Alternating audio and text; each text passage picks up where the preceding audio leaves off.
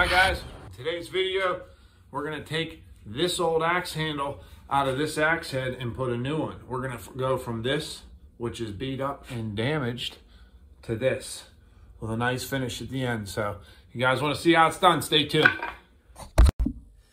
What's up guys? So, you all know, this is my falling axe. This is from driving wedges. This is a modified axe. This head was a Husqvarna axe. I believe Holtzbrook made these heads for them. I'm not sure. I don't know. I bought this at a Husqvarna shop. When it came, it had the handle that kind of curved down and then back this way, which was nice, but for my liking, it was too short. Since I'm so tall, I like a little handle longer, or the handle a little longer, but I like to make a modified handle. This has the throat here of the axe where the handle comes through is a lot larger. So this one, from beating on them and just abusing them over time, they get loose and you gotta replace the handle. So the type of handle I actually use for this, Link Handle is the brand I use. I like them a lot. They're just one around here at this hardware store, but this is for a double bit garden mattock. As you can tell, it's way too long, but we're going to modify it. We're going to leave it long to start. And then once we get it put together, it comes with a wooden wedge, but they sell these secondary little wedges. You get your little metal wedges and then a wooden one, and they're poplar. So we're going to go about, I'm going to show you how we do this, or how I do it. Doesn't necessarily, a lot of fallers like their axes a certain way. I like mine a certain way, and we're going to go about that. So first thing I'm going to try to do is, I had this round wedge in there. I'm not going to use that no more. I've been using it, but I think that's part of my problem. I don't really like it. I'm going to try to squeeze it here with the bench vise. Yeah, you can see what we're doing. Good. And I'll be able to get that to come out of there. There it comes. Just wiggle it right out. There. That's all that is. It's tapered. And I've drilled it a couple times and it's, ooh, I caught it. It's a little bit beat up. So we're not going to use that one no more. I don't like it. So this should drive right out of there. Really shouldn't do metal on metal. It's not good. I'm just lightly tapping this. I don't have a dead blow hammer. Here's what I should be using. Or a wooden mallet or rubber mallet. Should have just went out and beat on something with it because it was coming about off. Okay, there you go. Here's the old one. I wrap it with tape because when you miss or you hit the wedge or something, this helps prevent big chunks taken out. And you'll see I also modify the back of this handle, and I'll show you how I'm going to do that here in a little bit. But when you look at your axe head, see how the shape of the axe is pointing more down this? This would be the bottom of your axe. This is the part where you want the handle to come up into here. Because if you put it this way, and then it's like, it's not shaped right. So some people know a lot more about axes than me, can tell you that, you know, why and what's the design of that. And also when I'm done, I'm going to take the grinder, I'm going to take these burrs off. Because I pound on metal, and I mean, you see, I use this thing for like dig ramps so that I do all kinds of stuff with it. So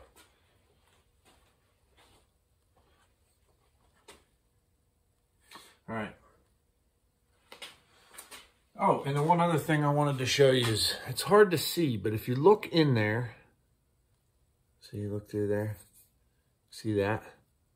See how this side is just a little bit smaller than this opening. And the reason is, so when you put your handle up through there, fingers aren't small, you put your handle up through there, and then you drive your wedges in there, it spreads your handle out and helps keep it from sliding off. So my wedges were going bad So everything was just falling apart and it was losing its ability to hold together. So we'll start putting this back together. First thing I like to do is, let's get this off of here.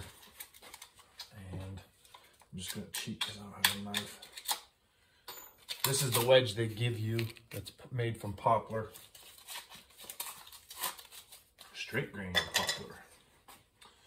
But as you can tell, let me try to show you.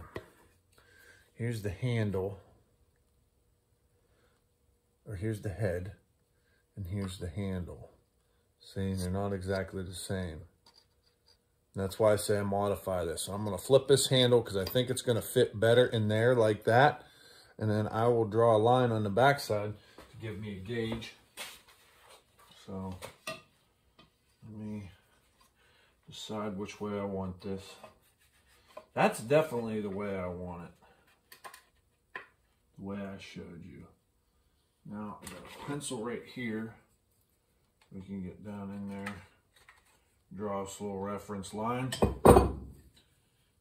Take that reference line around. Reference line around. Take it down. Both sides a little bit. See it right there. So I have the line from where I want to remove the material from here up. And then these lines on the side will tell me that I don't want to go past that point removing material off the sides, because then it's going to make it too small and too loose. Now, one of the reasons why I left this handle long is so I can put it in the vise without getting the vise clamp marks in the part I grab. But too bad. But sometimes it doesn't matter to leave it. You know, you get some marks in there. It doesn't really matter because it gives you like grip on your hand. So one tool that I like to start taking it down with is right here. And this is just an old draw knife. Nothing fancy about this. Found this in an old shed. So I'm just going to slowly work it. And since this is hickory, I don't want to take too big of a chunk. I don't know if we can zoom this in a little bit. Well, it won't let me zoom in this one, so.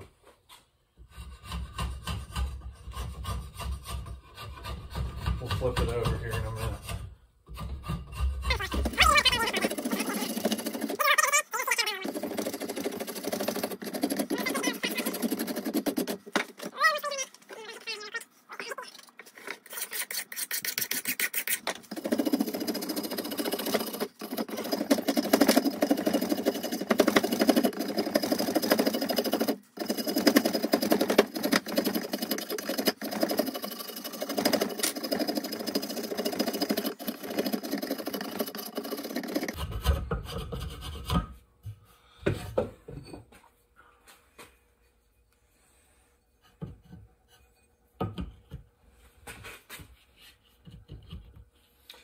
Okay. Now, we need to do a little bit on each side for fitting. And what I'll do with that is actually have a wood rasp. This is just a wood rasp. And choose the wood pretty good.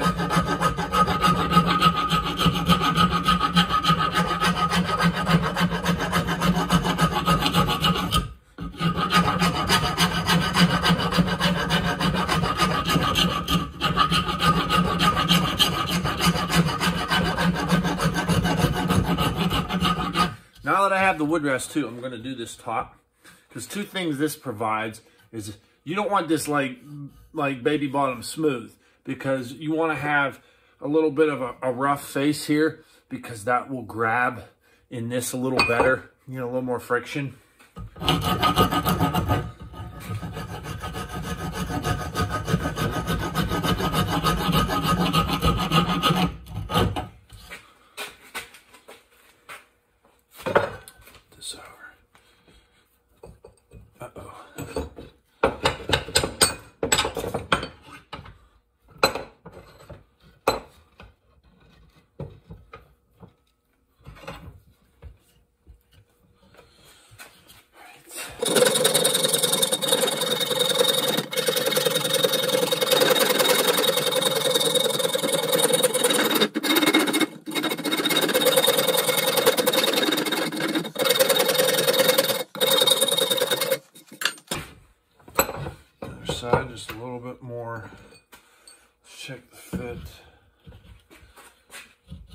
getting close. You got to go just a little bit more.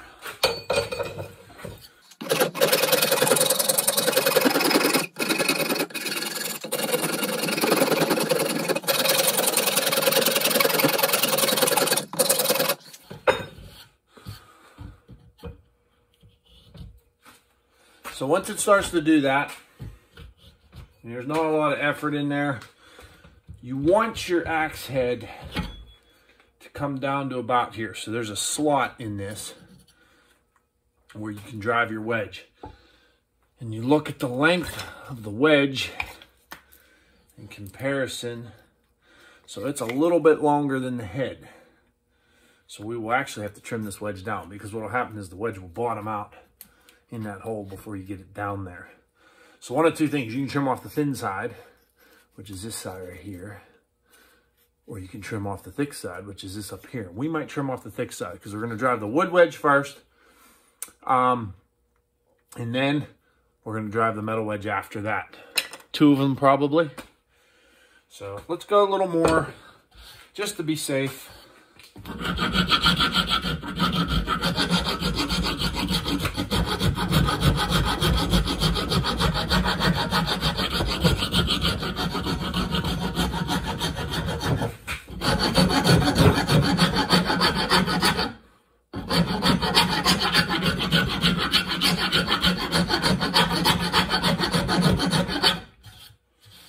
I got it.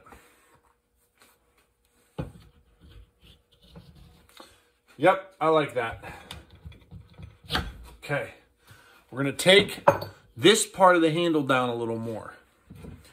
And the reason for doing that is we do not, once you mount this head, we don't want this handle sticking back. You know, you smack your knuckles on the tree, anything. You need to get that. You want to make sure the head of the axe contacts whatever you're hitting first before the handle. And we actually got it pretty darn close. I'm going to use the draw knife for this, because we want this smooth down here, because your hand will be grabbing this area here and there. And that don't look bad. Try to keep it even.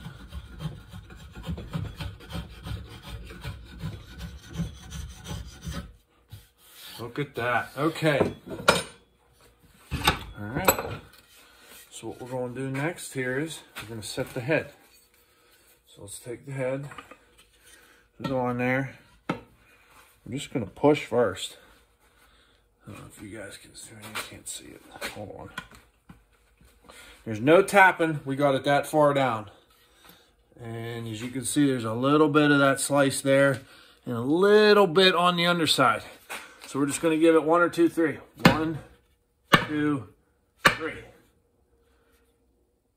And that's pretty good. There's a little bit, but I think it was cut uneven because it's closed up on the front. So now we want to drive the wooden wedge. Okay, see the head? So when we close that up in here, when we push that head on, we close that gap up. I want to open that up a little bit again. So you just got, I had a nice cute little handsaw here somewhere. I'm not quite sure what I did with it. So we'll just use this against my handsaw. We're just going to open that up a little bit. Just basically chase the cut that was in it.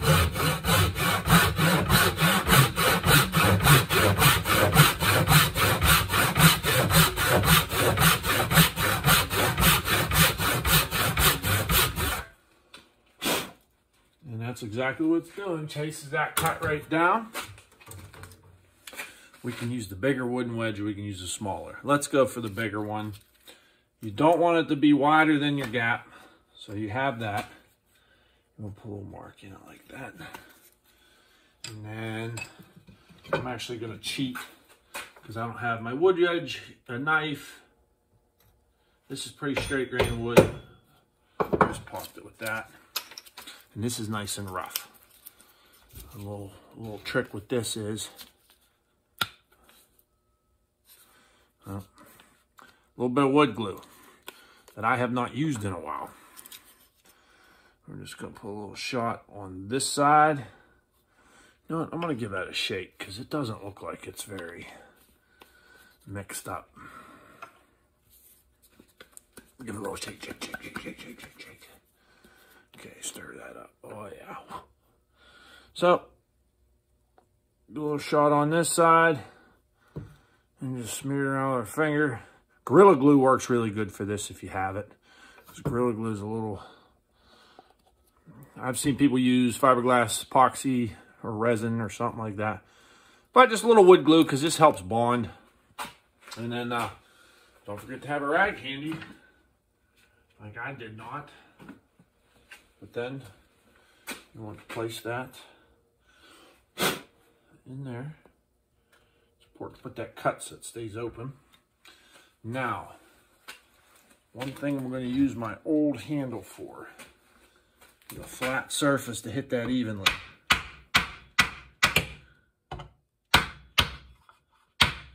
If you use just a hammer, you'll split this right away. And that's bound to happen, and that's okay.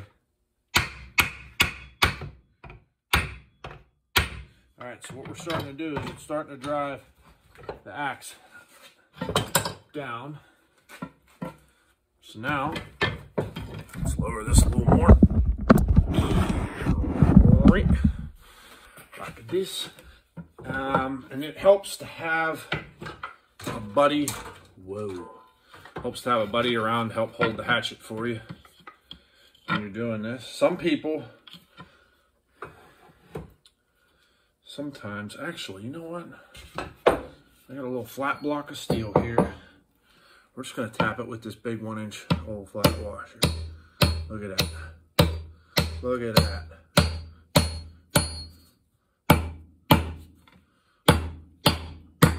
We got it.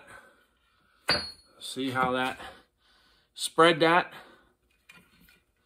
Now, we need to remove this excess. I'm just saw it off with a handsaw. And I want to leave. Something I like to do is I like to leave the wood just a little bit high. Cut about right there, because that leaves like a burr for, you know, it like smushes out and helps hold the head on. So let's where we're gonna put it here. I know what we'll do. Let's bring this up here. There's two. Okay.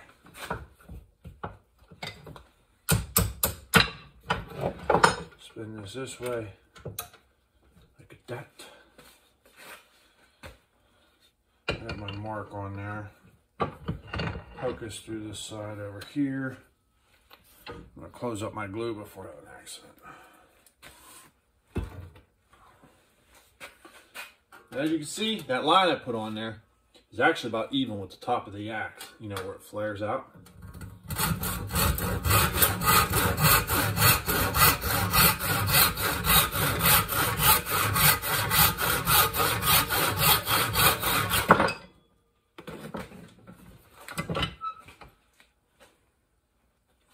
How's this?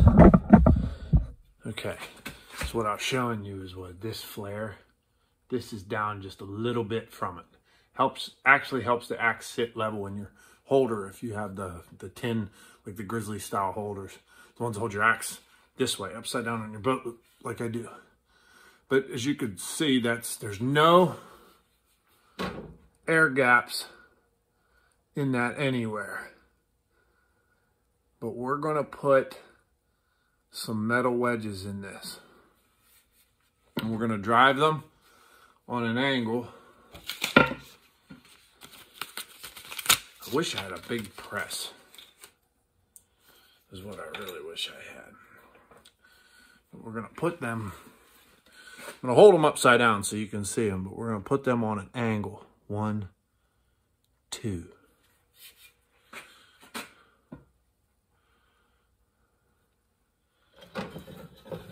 Because that puts driving force in all directions now.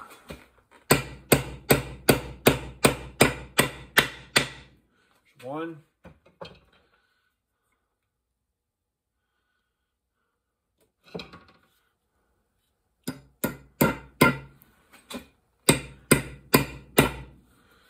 Should lower this so you guys can see.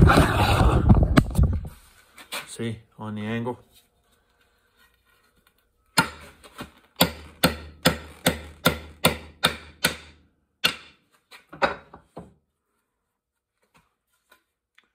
How's that? So now what that wedge is doing, not just pushing left to right on the head, it's pushing forward, backward too. Now I have a little gap here where I got a little sloppy. I'm not real proud of that, but that's what we'll have to deal with. So the next stage now is cutting the handle length. And you can choose whatever length you want, whatever you like. You know, if you want it that long, it's a little goofy, but you can use it. I'm gonna go with right with what I had. So we'll get rid of that. Put it in the vise here. Give her a chop.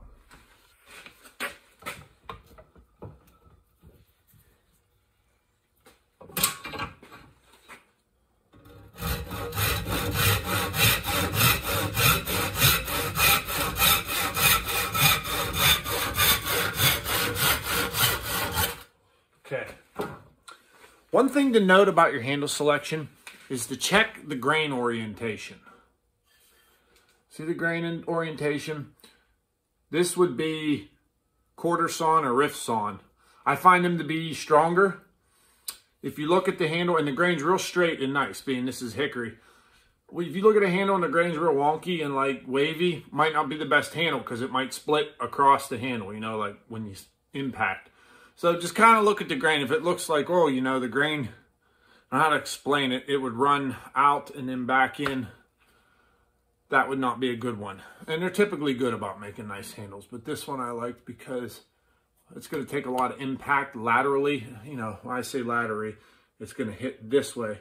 The impact is going to be across the longer, like the longer shape of the handle, as opposed to, you know, you'd be swinging, you're not swinging it this way, you're swinging it this way. So that's kind of why I chose this style.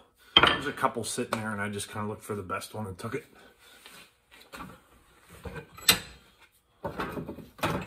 One thing I'll do now is I just take this file and I'll knock those burrs. It made some burrs when I cut that with the saw. You could trim it off with like a little knife, you know, just shave it down. Excuse me. But I do that because your hand's there. Now we're going to set this up in the vise. I'm going to show you what we're going to do next.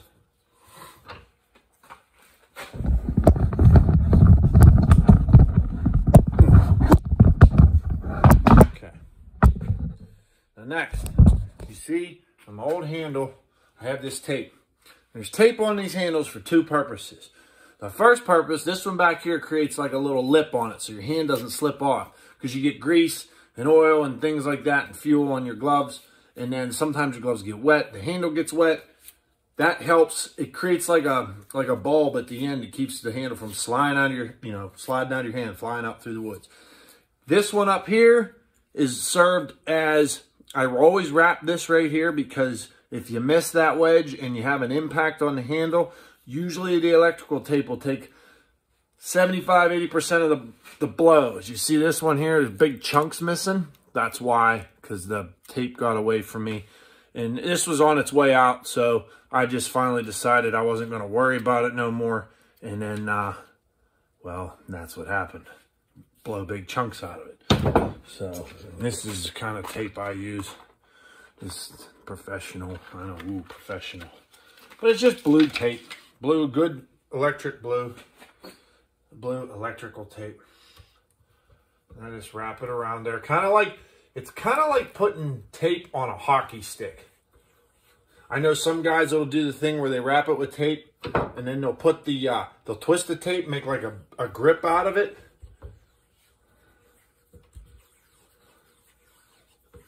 And I just go around a good couple times, alternating it. And the last purpose that this serves is so you can see it. If you drop your axe, I like to use blue because blue doesn't really, in the fall, orange and red will match the leaves. Blue is like just a color of, I don't know. I like blue when you mark tree. I mean, blue's my favorite color. One of my favorite colors. I like orange, but you can't, like I just said, I can't use orange. And this is the hardest one because the axe head sticks down. So I know some guys that put all kinds of tape on it, and a big reason is to see it.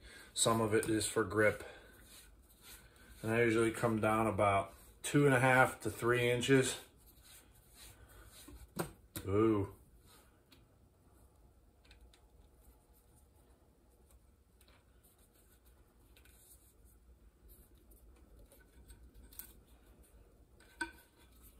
Try to always seal that top real good.